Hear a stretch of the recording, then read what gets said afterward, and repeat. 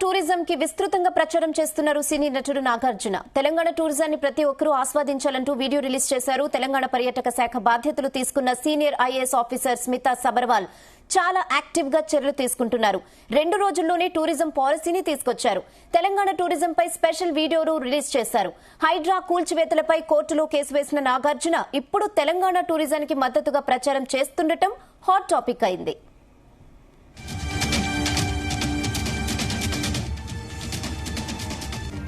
ఇదే విషయంపై మరిన్ని అప్డేట్స్ మా ప్రతినిధి శ్రీచరణ్ అందిస్తారు. శ్రీచరణ్, హైడ్రా వచ్చాక మొదట కూడా ఎన్ కన్వెన్షన్ సెంటర్, నాగార్జునకి చెందిన ఎన్ కన్వెన్షన్ సెంటర్ ని కూల్చివేసిన విషయం తెలిసిందే. అప్పట్లో కూడా నాగార్జున దీనిపైన తీవ్ర స్థాయిలో ప్రభుత్వం తీరు పైన కూడా అసహనం వ్యక్తం చేశారని ఆఫ్ ద రికార్డ్ విస్తృత స్థాయిలో కూడా చర్చ జరిగింది.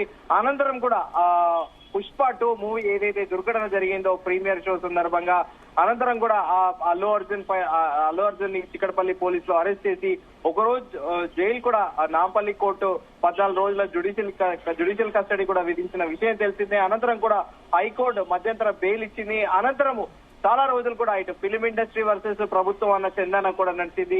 ఇదే నేపథ్యంలో ప్రతిపక్షాలు కూడా ఇటు బీజేపీ కానీ బీఆర్ఎస్ కానీ జాతీయ అవార్డు గ్రహీత అల్లు అర్జున్ అరెస్ట్ చేయడం సబబు కాదంటూ కూడా ఎక్స్ వేదికగా అలాగే ప్రెస్ మీట్లలో కూడా ప్రస్తావించిన విషయం తెలిసిందే.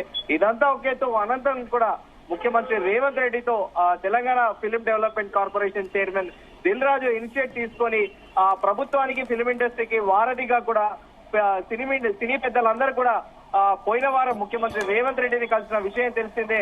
అనంతరం కూడా అక్కడ మనం విజయాల్లో కూడా చూసాము. నాగార్జునని ప్రత్యేకంగా ముఖ్యమంత్రి రేవంత్ రెడ్డితో షేక్ హ్యాండ్ ఇవ్వడము, హత్తుకోవడము, అనంతరం కూడా సినీ పెద్దలు తమ సమస్యలు ఏంటో అని ముఖ్యమంత్రి రేవంత్ రెడ్డికి తెలియడము, అలాగే బెనిఫిట్ షోల విషయం పైన కూడా కాసేపు చర్చ జరిగిన విషయం తెలిసిందే. అయితే ఆసక్తికరంగా ఇప్పుడు తెలంగాణ టూరిజానికి విస్తృత ప్రచారం సినీ నటుడు నాగార్జున చేయడం కూడా సర్వత్రా విస్మయానికి గురి చేస్తుంది. ఎందుకంటే ఎన్ కన్వెన్షన్ సెంటర్ పైన కూడా పలు సంచలనాత్మకమైన కథనాలు కూడా వెలువడ్డాయి.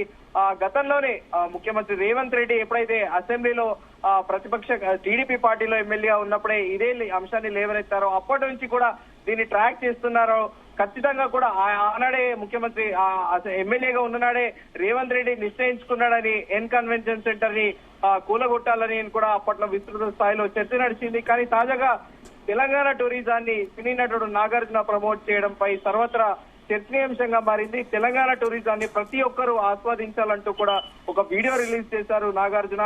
తాను తెలంగాణలో చిన్నప్పటి నుంచి తిరిగానని, చాలా అందమైన ప్రదేశాలు చూశానని, జోడే ఘాట్ వ్యాలీ, అలాగే ఆదిలాబాద్ లోని Mitte water falls, Bogatha water falls, ఇక టెంపుల్స్ లో వరంగల్ వెయ్యి స్తంభాల ఆలయం, రామప్ప ఆలయం ప్రతి ఒక్కరూ చూడదగింది అని కూడా ఆ వీడియోలో ఆయన ప్రస్తావించారు. యాదగిరిగుట్ట లక్ష్మీనరసింహ స్వామి దేవాలయాన్ని తప్పక చూడాలని కూడా ఆయన టూరిజం ని ప్రమోట్ చేస్తున్నారు. ఇక తెలంగాణ భోజనంలో జొన్న రొట్టెలు, అంకాపూర్ చికెన్, స్నాక్స్ లో సర్వపిండి అంటే తనకు చాలా ఇష్టం అంటూ చాలా ఇష్టం అని కూడా ఆయన ప్రస్తావించారు. ఇక Irani chai, Karachi biscuits, world famous Hyderabad biryani మర్చిపోలేనివి అని కూడా సినీ హీరో నాగార్జున ప్రస్తావించారు. పర్యాటకులు తెలంగాణ టూరిజాన్ని తప్పకుండా ఎంజాయ్ చేయాలని కూడా సినీ నటుడు నాగార్జున పిలుపునివ్వడం తర్వాత చర్చనీయాంశంగా మారింది. రేయానా?